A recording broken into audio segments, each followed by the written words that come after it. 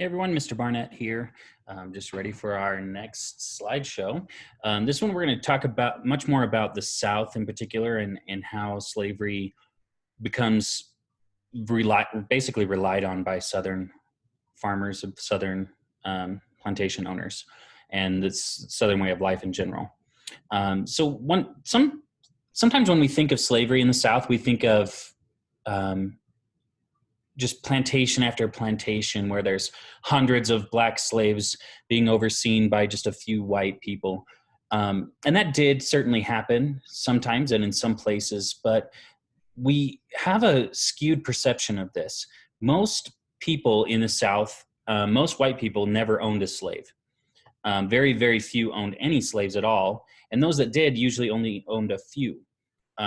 The things that you see on TV where there's 100 slaves in a field, that was the rare, a rarity for sure. It was not the rule; it was the exception. About a quarter of people ever even owned a quarter of white people ever even owned a slave, and most of those owned less than 10. So you can see here from this in 1860, 76% of white people did not have slaves in the South. And then of the ones that did, only like 17% of them only had 1 to 9 slaves. Very few slaveholders had a large amount of slaves. This doesn't mean it's not bad in the South by any means, but there's a different structure to the South than what we often think of. There are a lot of poor white farmers in the South, and most of them aren't opposed to slavery. They just can't afford a slave. Most of them would have liked to get slaves. That's kind of what they aspired to, right? They wanted to eventually have their own slaves, but they couldn't afford it. Different regions had a different reliance on slavery because of their environment. So climate and geography play a big role in which parts of the United States end up having slaves as a major part of their economies. And New England, remember, we talked about subsistence farming at the beginning of the year. Subsistence just means you can grow as much, you can only grow enough to support your family, and that's about it. This means adding a slave to your farm would mean one more mouth to feed, which probably you would not be able to afford on most New England farms.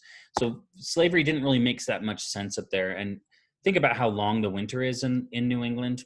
You have to feed that slave all winter, and they're not all that useful to you.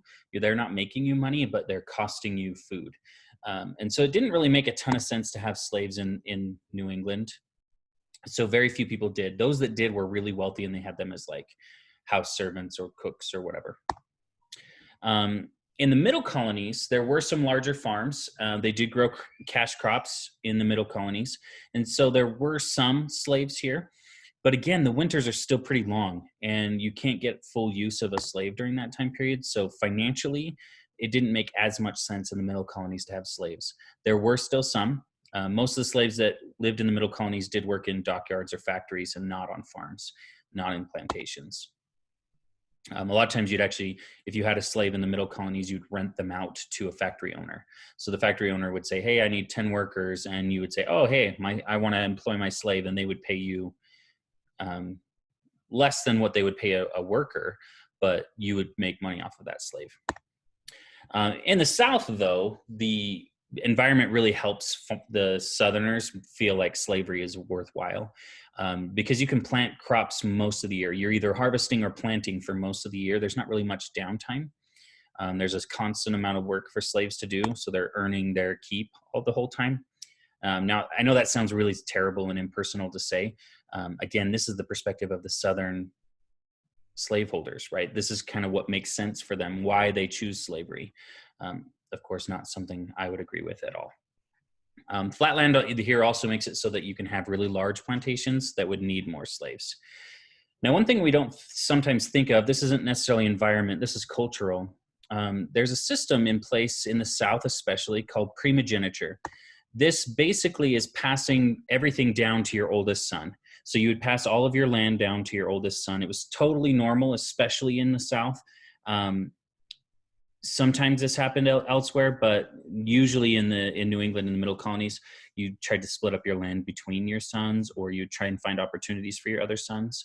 But in the South, you gave all of your land to your oldest son. However, this doesn't mean that the slavers, the plantation owners in the South were horrible people and they didn't care about their next sons after that. I mean, they're slaveholders. It doesn't mean they don't care about their own family. They would essentially, instead of just saying, good luck, son, you're off on your own, they generally would actually buy up another piece of land when their sons became adults. They would buy another piece of land, a smaller plot that they would then give to that second son or third son or whatever. So they'd buy a smaller plantation and then they would try and give them some slaves. This created more demand for slaves because they're expanding further and further west as new plantations are being bought for these younger sons. So this created a much greater demand for slaves because these younger sons needed slaves to work their plantations.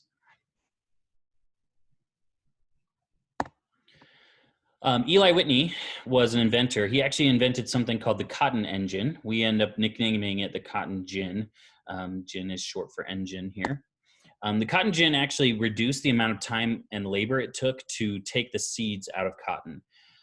It actually was 50 times faster getting seeds out than by hand.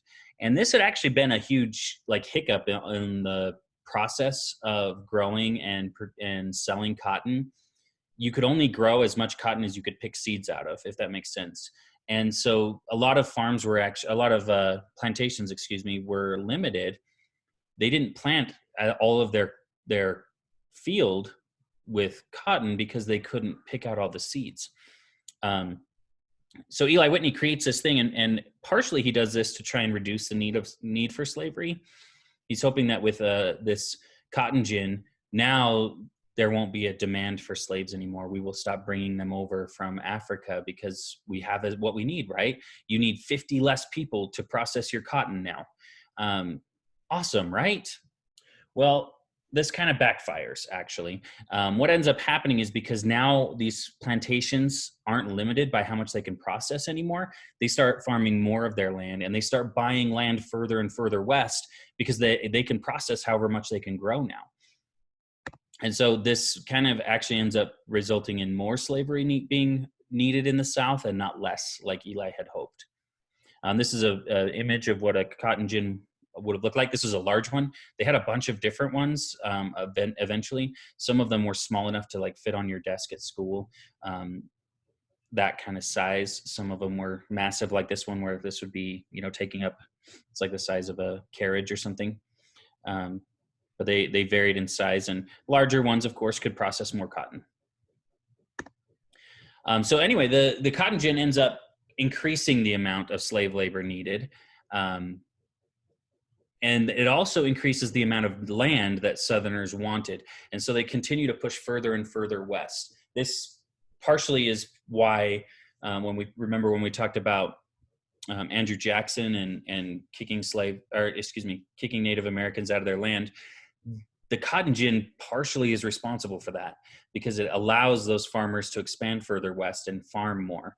And so there's a more desire for land. It doesn't necessarily impact the Cherokee like we had written our paper about, but it did impact other Native groups for sure. All right, and that is the end of our slideshow for today. Make sure you do your homework. Again, please submit it through Google Classroom to save me going through a bunch more emails. I appreciate it. Thanks, guys. I hope you have a fantastic day.